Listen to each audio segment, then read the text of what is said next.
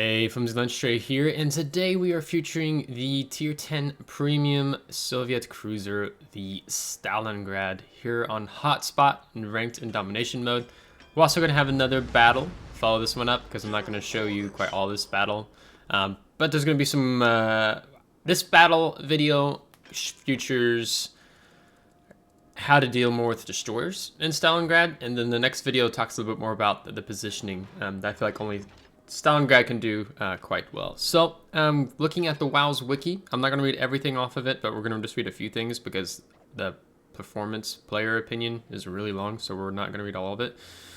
But the Stalingrad is one of the few heavy artillery ships developed after the end of World War II. She had a very high speed for her size, and her armament consisted of specially designed 305mm guns, unrivaled in terms of her maximum firing range and ballistics. So the Stalingrad first went on sale in August 2018 through the Armory, and you get the Stalingrad for 28,000 steel.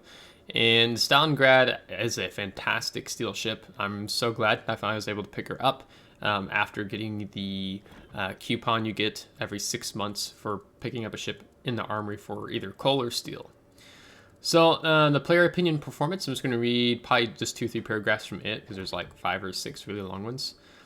The Tier 10 Premium Cruiser Stalingrad is a ship that behaves very similar to her premium cousin, the Moskva. Both are very strong at locking down a position and are equipped with accurate and hard-hitting AP shells that travel across the map quickly.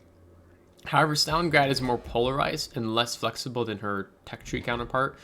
Worse maneuverability and concealment make mistakes in positioning and relocating attempts risky, and it can result in very painful salvos coming in. Stalingrad makes up for this by having even more hit points than the Moskva and having a more powerful main battery armament.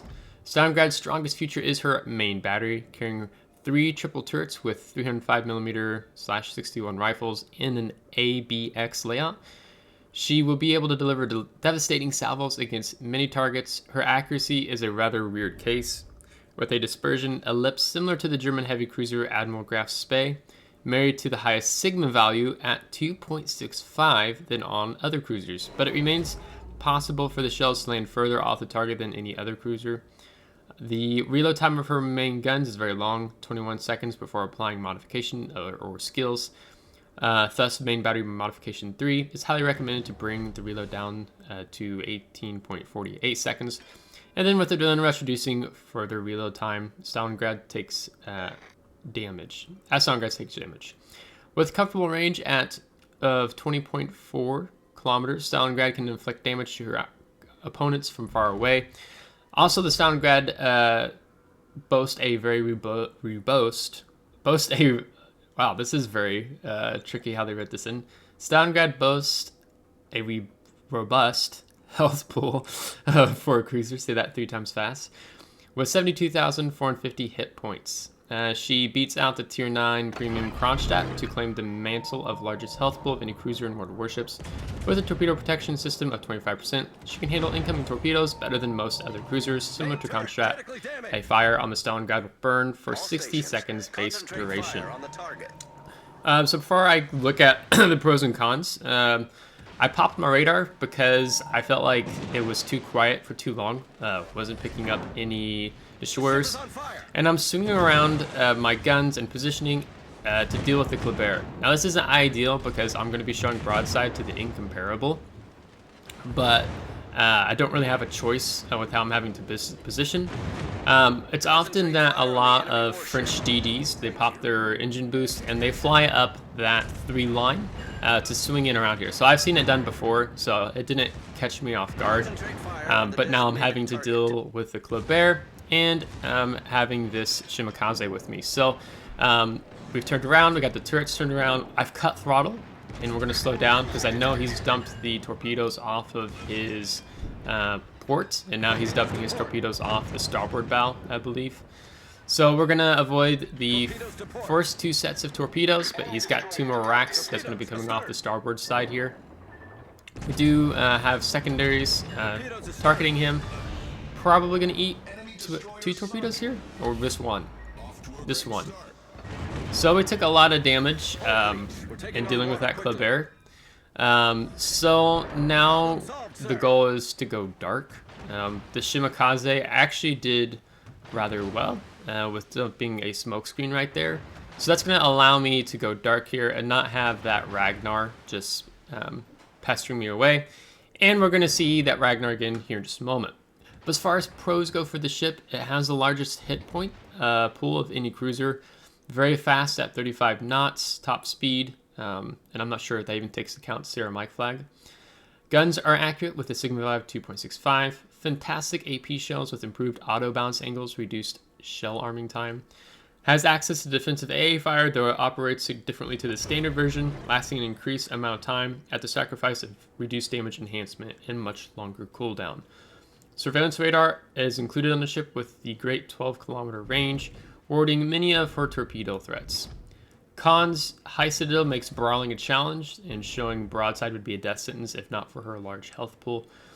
Relatively ineffective if forced to use high explosive, has worse concealment than most tier 10 battleships, among the worst handling of all tier 10 ships, lacks a hydroacoustic search, and when combined with her handling makes torpedoes a large threat. Poor reload, which means she loses many opportunities that other cruisers could take. And the fire set on Stalingrad, as mentioned earlier in the article, will last twice as long as those on many cruisers. So you burn a lot in Stalingrad. You can take a lot of HE spam if you're not careful. So we've popped our other radar. I think I aimed that salvo a little short. And I'm gonna go bully the Ragnar because the Ragnar does not have any torpedoes. It just has these really two accurate guns with quick reload time with the HE and the AP performance. So you can see we got 2 fire set, so we're gonna instantly pop the damage control party. Now, if I show a little bit too much side, you see the Ragnar just switched to AP there, and he can, he did 2,000 there, but now we're bouncing it again, right? So we're gonna nose back in. He's not gonna be able to get anywhere with the armor piercing. We're closing the distance, and then we're gonna get him with the rear turret, finish him off, and then that will stop us taking any more damage. And so that's the close quarters expert. And there we just activated Kuznetsov skill talent so that we get HP brought back, accuracy of enemy fire direct at the ship is decreased, and then repairs in progress. So if you have a flooding, you have fires, those instantly get repaired. And I think I actually also missed an activating a talent in the beginning. So I'm going to pull that up real quick. But now we have the incomparable, so I want to get a heal off, so I'm going to Notzer and ramming this island here. Because that's what I need to do in this situation. I want to get a heal or 2 off. Well, I actually only have 1 heal, so. But as far as the Kuznetsov, which I have here on Stalingrad, you get the emergency reserve.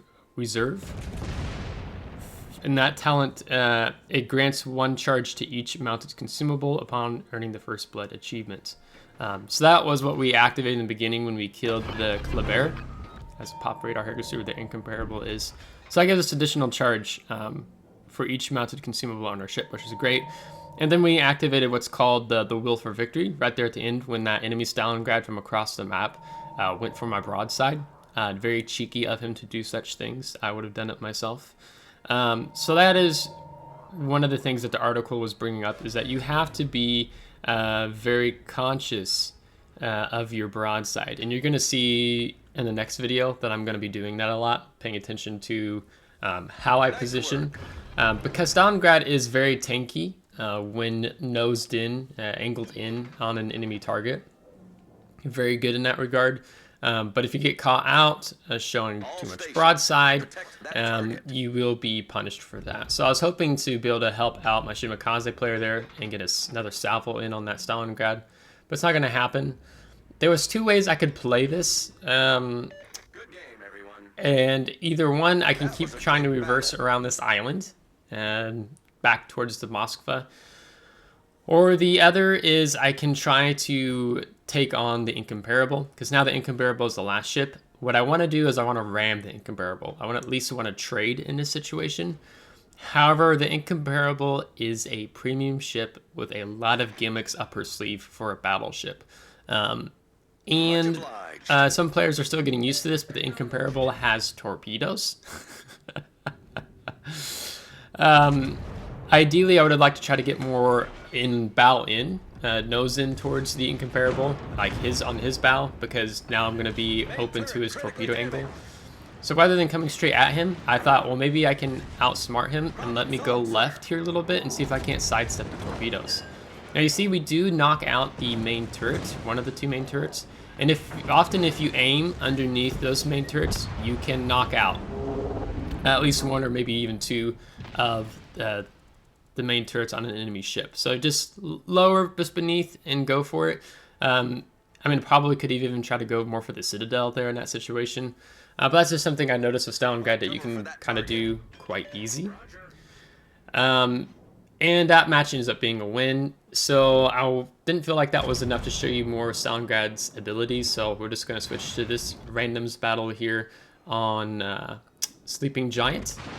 Where this position here is a really strong cruiser position, or very strong radar cruiser position for that matter. I've played in this position a lot with Des Moines, Buffalo, sometimes even Worcester. But this is also a really good position that works well for Stalingrad. So you're going to see us tank a lot of damage here. Also because we're going to be dealing with the Golden Lion with his airstrikes. And we're also going to be dealing with a Seattle player who uses the islands well and throwing a lot of HE my way. And so you can get to see more of that high explosive weakness in the sense of, these fires, since this is a battle cruiser, that lasts twice as long, that 60-second duration. Because it really adds up quickly, and you can find yourself losing your health quite quickly. And also in terms of that you're not able to take fire prevention.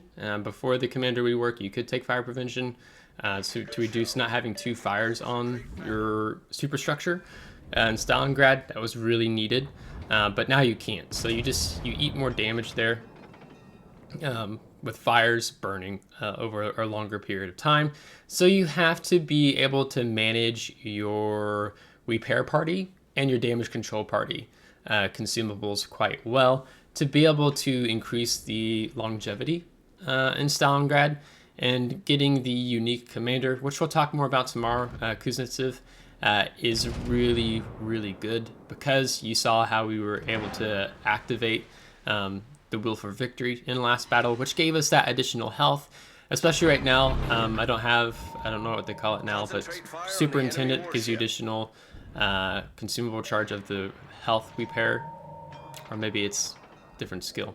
I don't know. I've had 7 days off from World of Warships, so I'm like struggling in my mind to remember the correct name of different skills. But the commander skill that gives you an additional heal, we're going to want that when we go to look at the upgrading commander build, which will be happening tomorrow, and we'll break that down and hopefully do all of that in under 30 minutes, as I don't like to go over that anymore. So when we're positioned here on this flank, the enemy team, our team is not actually pushed up beyond the island on the GH line. And I'm a little too far out. I would rather be more closer to the island. I'm a little too far away. You can see the Seattle's punishing me, throwing a lot of HE my way because I'm not married to the island. I kind of find myself playing the Stalingrad somewhat similar to Des Moines in terms of positioning along islands, because you can just take a lot of damage. But I mean, the fire, you feel a lot of fires that over time, you're gonna lose your health very quickly.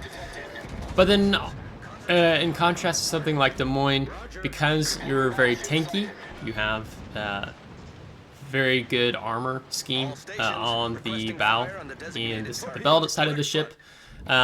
You can be more aggressive in terms of positioning, like you saw in last week's video when I was sharing that I was sick with COVID and wasn't able to do the Stalingrad review last weekend.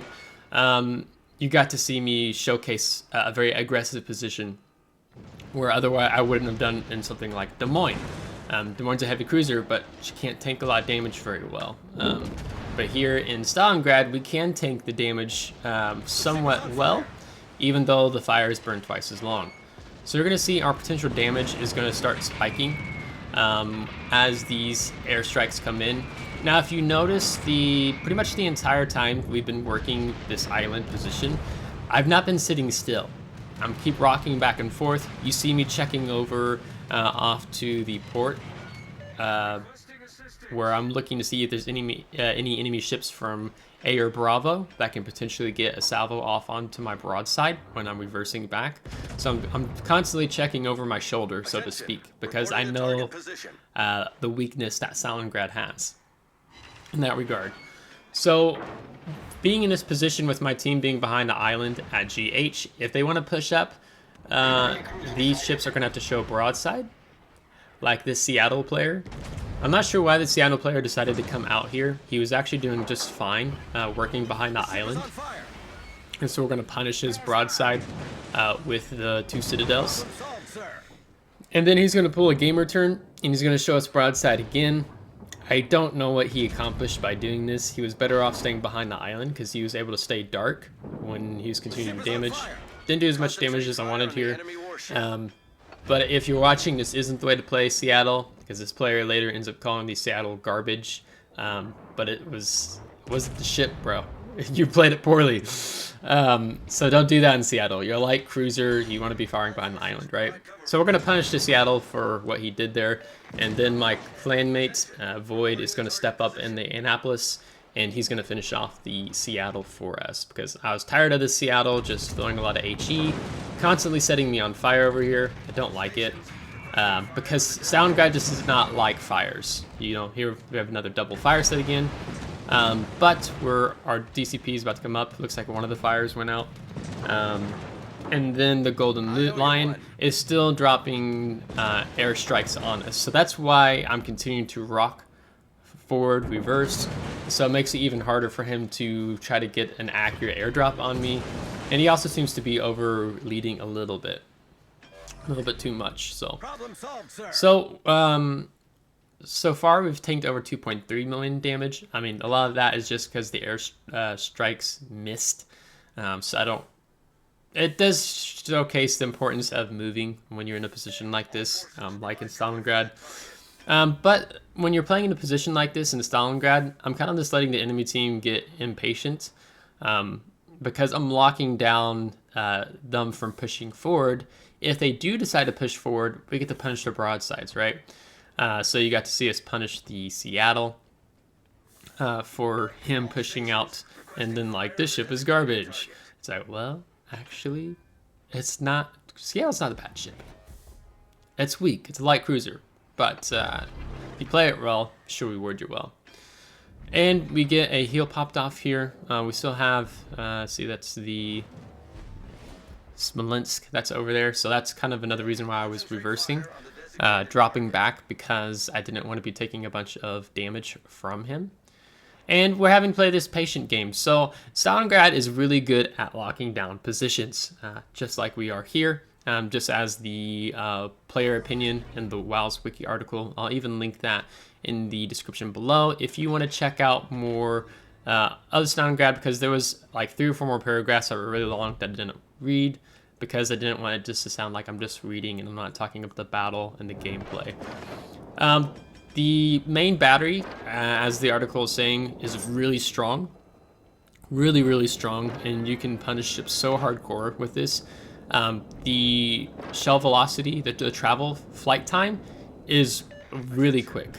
I have to, when I'm playing this Stalingrad versus the Des Moines, I have to pull my shots in. I don't have to lead as much. Here's another example. We're waiting for him to ground. I couldn't get my shells more on the Citadel, so we aim underneath the front main battery. Again, we knock out the main battery like that.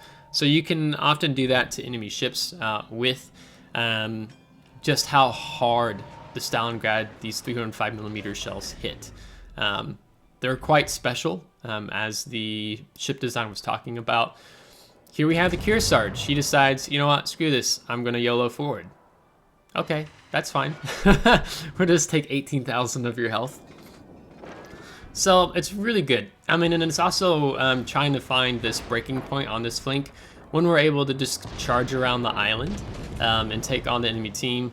Unfortunately, you know, we've burned all of our health repair parties so far, so I'm not able to just be aggressive in the moment right now, but I do want to attempt that here in a moment. But I just want to finish off this Kearsarge, and then we'll look at being aggressive and pushing up. Because you can see our team is fine pushing up on the 10-9 line.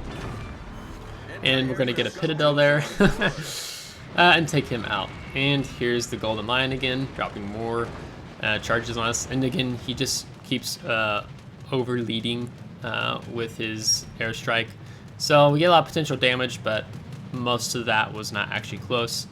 And I decided to go ahead and even pop my defensive AA fire consumable just to get a little more mileage out of it, more planes, more ribbons, maybe a little bit more experience in the game all said and done.